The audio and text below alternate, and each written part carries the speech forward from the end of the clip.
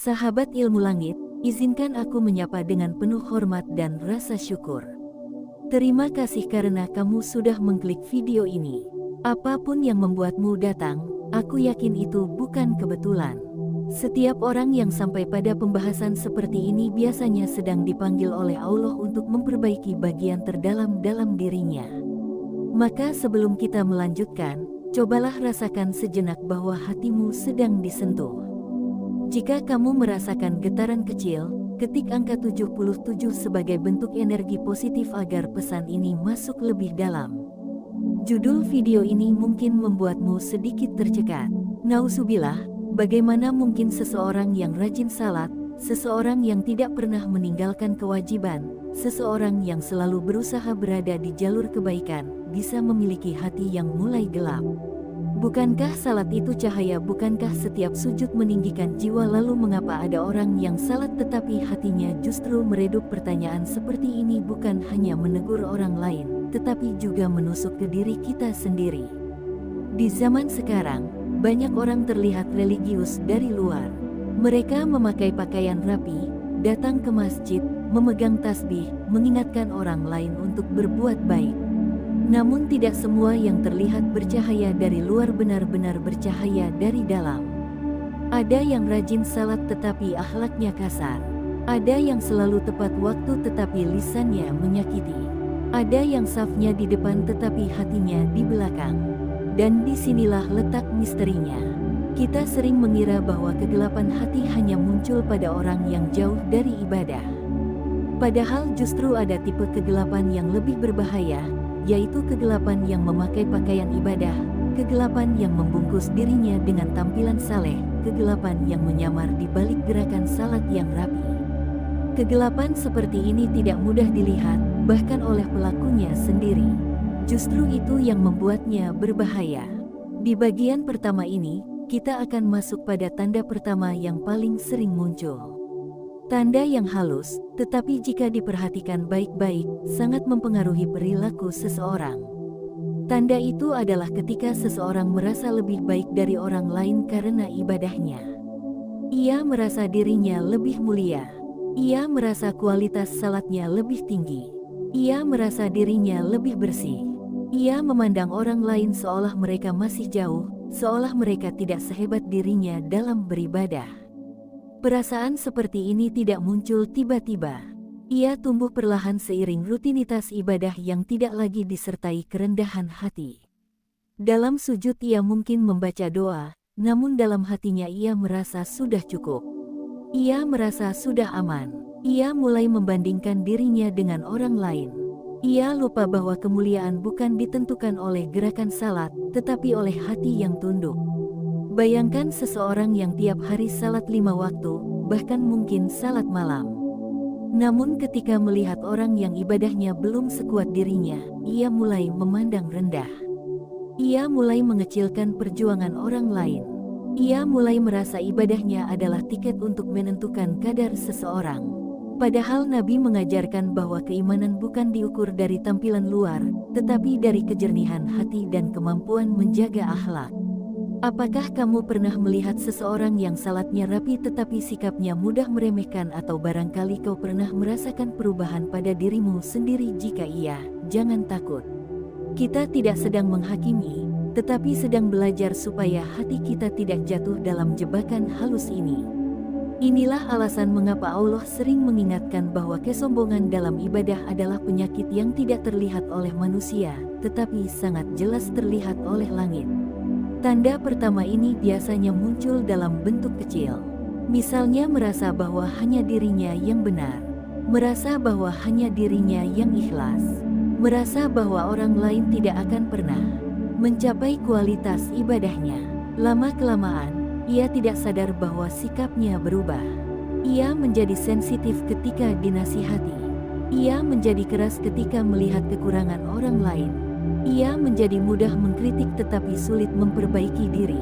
Jika seseorang sudah berada di titik ini, maka salatnya tidak lagi menghancurkan ego, tetapi membungkus ego dengan pakaian ibadah. Ia tidak menyadari bahwa kegelapan hati bisa tumbuh justru dari tempat yang seharusnya memunculkan cahaya. Inilah tragedi rohani yang bisa menimpa siapa saja. Sahabat ilmu langit, cobalah renungkan sebentar. Apakah salatmu membuatmu semakin lembut atau semakin menghakimi? Apakah saat melihat orang lain belum salat tepat waktu, kamu mendoakan mereka atau mencela mereka? Apakah ketika seseorang melakukan kesalahan, kamu menyambungnya dengan nasihat atau dengan hinaan? Jika jawabanmu lebih sering mengarah pada sisi yang keras, mungkin ada bagian dalam hati yang sedang meminta perhatian. Pembahasan kita ini bukan untuk menakut-nakuti, tetapi untuk membuka mata hati. Karena tidak ada manusia yang selamat dari godaan kesombongan kecil. Setiap kita pernah merasa lebih baik dari orang lain. Setiap kita pernah merasa ibadah kita lebih besar dari mereka. Namun jika perasaan itu dibiarkan, ia akan tumbuh menjadi kegelapan yang menggerogoti kedalaman jiwa. Bagian pertama ini adalah pondasi dari pembahasan berikutnya. Karena untuk memahami tanda-tanda berikutnya, kita harus terlebih dahulu mengerti bahwa kegelapan hati bisa muncul bukan karena kurangnya ibadah, tetapi karena kurangnya kesadaran di balik ibadah. Di bagian kedua nanti, kita akan masuk pada tanda yang lebih dalam, tanda yang membuat seseorang merasa tidak lagi membutuhkan bimbingan. Tanda yang membuat hati perlahan kehilangan cahayanya meski tubuhnya masih melakukan gerakan sujud. Jika kamu siap melanjutkan perjalanan ini, ketik 77 sebagai bentuk kesiapan untuk membuka hati. Karena tujuan video ini bukan sekadar membuatmu tahu, tetapi membuatmu merasa. Bagian kedua akan membawa pembahasan yang lebih menyentuh dan lebih jujur tentang apa yang sebenarnya terjadi pada hati manusia ketika kesombongan halus mulai tumbuh tanpa disadari. Setelah itu kita akan masuk ke bagian ketiga dan kesimpulan, sehingga pembahasan ini benar-benar utuh. Sahabat ilmu langit, kita lanjutkan perjalanan hati kita. Jika di bagian pertama kita membahas tentang tanda awal ketika seseorang mulai merasa lebih baik dari orang lain karena ibadahnya, maka pada bagian kedua ini kita masuk lebih dalam. Ini adalah fase yang lebih halus, lebih tersembunyi, dan seringkali tidak disadari oleh pelakunya. Inilah tanda kedua ketika seseorang rajin salat, tetapi hatinya mulai gelap, yaitu ketika ia merasa tidak lagi membutuhkan bimbingan. Pada titik ini, ibadahnya tetap berjalan, tetapi hatinya berhenti bergerak. Ia tetap rukuk, tetap sujud, tetap membaca doa, tetapi tidak ada lagi getaran yang biasanya mengiringi ibadah itu. Yang ada hanyalah rutinitas, seperti tubuh yang bergerak otomatis tanpa suara dari hati. Padahal inti dari salat bukan pada gerakan, tetapi pada kehidupan yang muncul dari dalam dada. Tanda ini muncul ketika seseorang merasa dirinya sudah cukup baik. Ia merasa sudah berada di posisi aman. Ia merasa tidak perlu lagi dinasihati, tidak perlu lagi diarahkan, tidak perlu lagi belajar. Seolah ia sudah berada di puncak spiritual, padahal ia baru sampai di kaki gunung. Perasaan ini terlihat kecil, tetapi justru inilah pintu masuk kegelapan hati yang semakin pekat. Coba bayangkan seseorang yang salatnya tidak pernah tinggal. Namun ketika ada orang yang mengingatkan, ia tersinggung. Ketika ada yang mengajak kebaikan, ia menolak. Ketika ada yang memberi nasihat lembut, ia merasa diremehkan. Ia menganggap dirinya lebih tahu, lebih paham, lebih tinggi. Ia lupa bahwa para nabi saja masih memohon agar Allah meneguhkan hatinya. Lalu bagaimana dengan kita yang hanya manusia biasa? Perasaan sudah cukup membuat seseorang kehilangan rasa haus akan kebaikan. Ia tidak membaca lagi, tidak belajar lagi, tidak memperdalam lagi, tidak mengembangkan lagi. Salat tetap dilakukan, tetapi ilmunya tidak bertambah. Hatinya tidak terisi. Ia seperti air yang terlihat jernih dari luar tetapi tidak mengalir.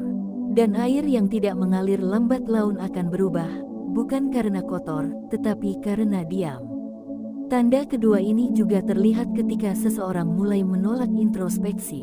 Ia lebih cepat melihat kesalahan orang lain daripada melihat kekurangan dirinya. Ia lebih suka membahas kekurangan orang dibanding membenahi hatinya. Ketika ada masalah, ia tidak bertanya apa yang bisa diperbaiki dari diri sendiri, tetapi langsung menuduh keadaan atau orang di sekelilingnya. Lebih jauh lagi, orang yang hatinya mulai gelap sering merasa dirinya paling benar. Padahal orang yang berjiwa lembut selalu merasa dirinya kurang. Ia tidak pernah puas dengan kualitas salatnya. Ia selalu merasa masih bisa lebih baik. Ia sadar bahwa tanpa rahmat Allah, ibadahnya tidak akan bernilai apa-apa. Ia selalu takut jika ibadahnya hanya menjadi rutinitas kosong yang tidak menyentuh hati. Ada sebuah tanda yang sangat jelas dari hati yang berhenti bergerak, yaitu hilangnya rasa manis dalam ibadah. Orang itu tetap salat, tetapi tidak lagi merasakan ketenangan. Doanya tetap terucap, tetapi tidak lagi menyentuh. Sujudnya tetap dalam, tetapi tidak lagi menghidupkan. Ibadah menjadi sekadar kewajiban, bukan lagi pertemuan. Ia tidak sadar bahwa hati yang dulunya lembut, sekarang mulai mengeras sedikit demi sedikit. Pada tahap ini, seseorang bisa terlihat sangat baik dari luar. Ia tidak melakukan maksiat besar. Ia tidak membangkang. Ia tetap berada di jalan ketaatan. Tetapi hatinya tidak lagi merasakan kedekatan. Ia tidak lagi merasakan takut ketika membaca ayat tentang ancaman. Ia tidak lagi merasakan harap ketika membaca ayat tentang rahmat. Ia tidak lagi meneteskan air mata karena dosa, bukan karena ia suci, tetapi karena hatinya tidak lagi peka. Salah satu tanda kuat hati yang mengeras adalah ketika seseorang merasa nasihat tidak lagi relevan baginya. Ia mendengar, tetapi tidak menyerap. Ia mengangguk, tetapi tidak berubah. Ia tahu ayat, tahu hadis, tahu dalil, tetapi semuanya berhenti di telinga. Tidak turun ke hati. Padahal ilmu tanpa rasa adalah jalan paling cepat menuju mati rasa. Perhatikan orang-orang yang benar-benar dekat dengan Allah. Mereka selalu merasa tidak cukup. Mereka merasa bahwa diri mereka penuh kekurangan meskipun ibadahnya luar biasa. Mereka menangis karena merasa tidak layak, bukan karena merasa gagal, tetapi karena hati mereka hidup. Hati yang hidup selalu peka dan tidak pernah merasa aman. Berbeda dengan hati yang mulai gelap. Ia merasa sudah selesai. Ia merasa sudah punya tiket. Ia merasa sudah memenuhi persyaratan. Padahal jalan menuju Allah tidak pernah selesai.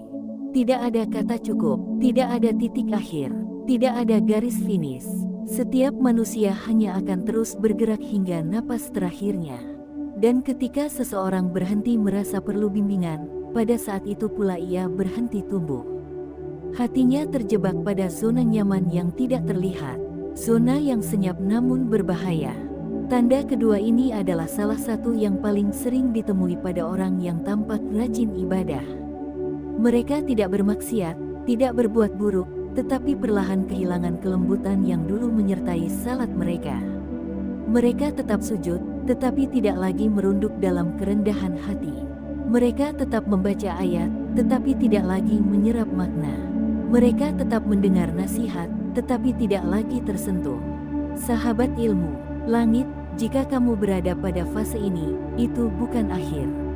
Itu adalah panggilan. Allah sedang mengetuk hatimu, mengingatkan bahwa ada bagian dari dirimu yang perlu disinai kembali. Karena hati yang berhenti bukan berarti mati. Ia hanya menunggu disentuh kembali. Ia hanya menunggu ditarik kembali ke jalan kesadaran. Dan itulah tujuan bagian kedua ini. Agar kita sadar bahwa ibadah tidak cukup hanya dilakukan. Ibadah harus dirasakan, harus mengalir, harus hidup. Karena ibadah tanpa rasa adalah tubuh tanpa ruh, jiwa tanpa nyawa, salat tanpa hati. Di bagian ketiga nanti, kita akan masuk pada tanda yang paling dalam dan paling menakutkan. Tanda ketika seseorang kehilangan rasa takut kepada Allah. Bukan takut yang membuat gelisah, tetapi takut yang membuat jiwa tetap berada dalam jalur yang benar. Ketika rasa takut ini hilang, maka kegelapan hati semakin pekat. Dan disitulah kita harus berhati-hati. Jika kamu siap untuk melanjutkan ke bagian yang lebih dalam, ketik 77 sebagai tanda bahwa hatimu siap menerima cahaya berikutnya. Karena pembahasan bagian ketiga akan lebih jujur, lebih menegur, dan lebih membuka mata tentang apa yang sebenarnya terjadi dalam jiwa manusia ketika cahaya mulai redup. Sahabat ilmu langit, kini kita sampai pada bagian paling dalam dari perjalanan ini. Jika tanda pertama adalah kesombongan halus yang membuat seseorang merasa lebih baik dari yang lain, tanda kedua adalah berhentinya gerak hati meski tubuh masih beribadah, maka tanda ketiga ini adalah puncak dari kegelapan hati yang sering muncul tanpa disadari.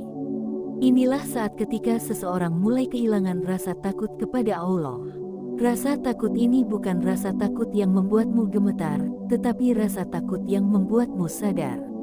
Rasa takut yang membuatmu berhati-hati. Rasa takut yang membuatmu menjaga diri.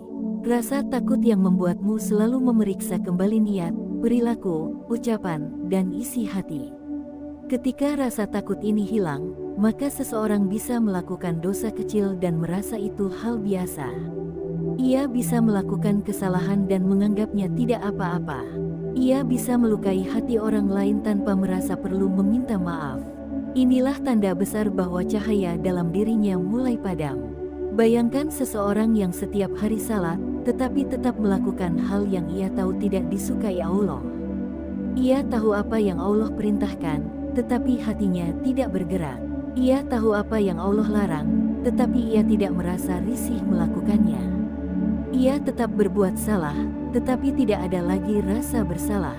Ini adalah kondisi paling menakutkan bagi hati, karena hati yang tidak merasa bersalah adalah hati yang kehilangan sensitivitas spiritual.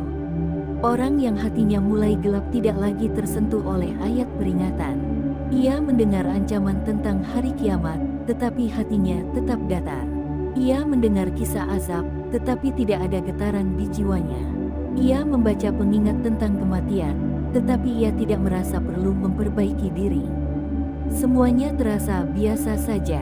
Semuanya terasa sudah pernah didengar. Padahal bukan ayatnya yang kurang kuat, tetapi hatinya yang mulai menutup. Pada kondisi seperti ini, seseorang bisa terlihat sangat saleh dari luar, tetapi di dalamnya sedang terjadi pergeseran besar. Ia tetap tersenyum, tetap bersosial, tetap beribadah, tetapi rasa takutnya kepada Allah tidak lagi menjadi kompas moral dalam dirinya.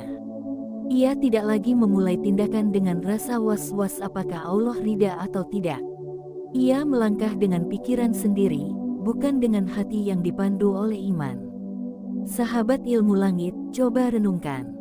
Kapan terakhir kali kamu merasa takut kehilangan cinta Allah? Kapan terakhir kali kamu merasa takut jika amalmu tidak diterima? Kapan terakhir kali kamu merasa takut bahwa hatimu jauh dari yang benar? Rasa takut ini bukan untuk membuatmu gelisah, tetapi untuk menjaga hatimu tetap hidup. Tampaknya, ibadah hanya menjadi kebiasaan tanpa makna. Orang yang kehilangan rasa takut kepada Allah biasanya mulai merasa dirinya aman. Ia merasa bahwa selama ia salat, semuanya baik-baik saja. Padahal iblis pernah beribadah lebih lama dari usia dunia saat ini, tetapi yang membuatnya jatuh adalah kesombongan dan hilangnya rasa tunduk. Maka tidak ada batas bagi manusia untuk merasa aman. Justru semakin banyak ibadah yang dilakukan, semakin besar rasa takut yang seharusnya muncul. Takut tidak dalam arti ketakutan, tetapi takut karena cinta. Rasa takut ini sebenarnya adalah bentuk kecintaan tertinggi.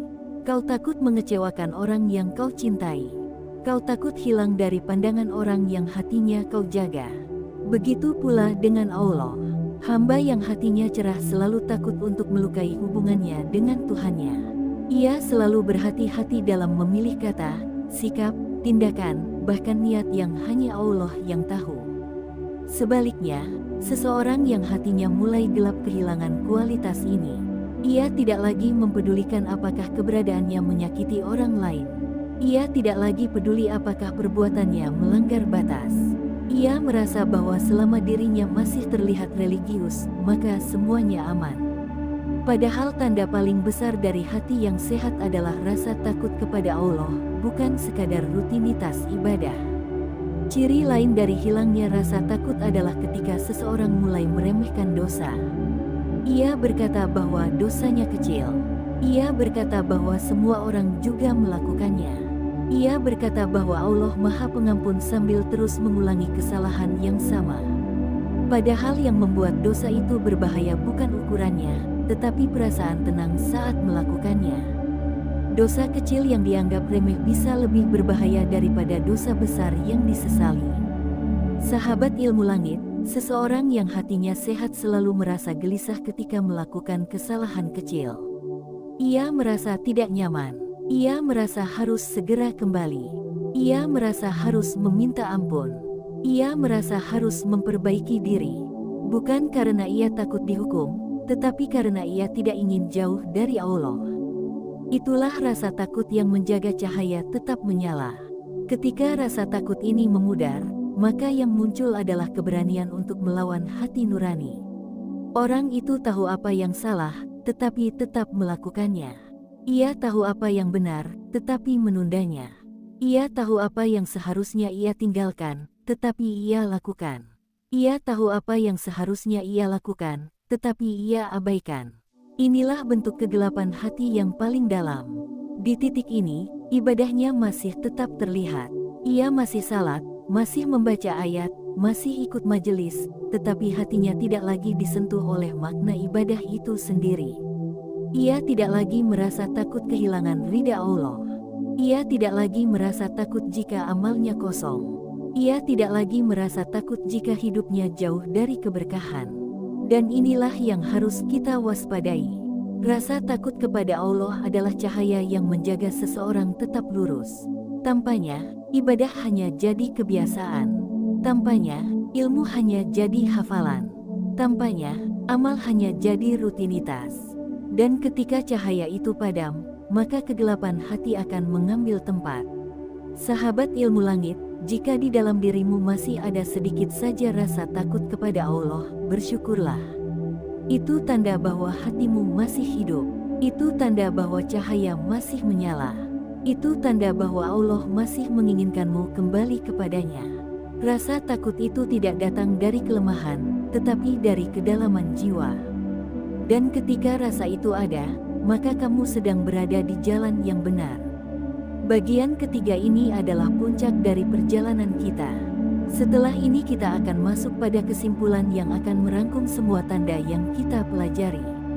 Kita akan memahami bagaimana ketiga tanda ini saling terhubung dan bagaimana cara menjaga agar hati tetap bercahaya. Jika kamu siap untuk menutup perjalanan ini dengan kesimpulan yang kuat dan menyentuh, beri tanda dengan mengetik angka 77 sebagai bentuk kesiapan hatimu untuk menerima pesan terakhir.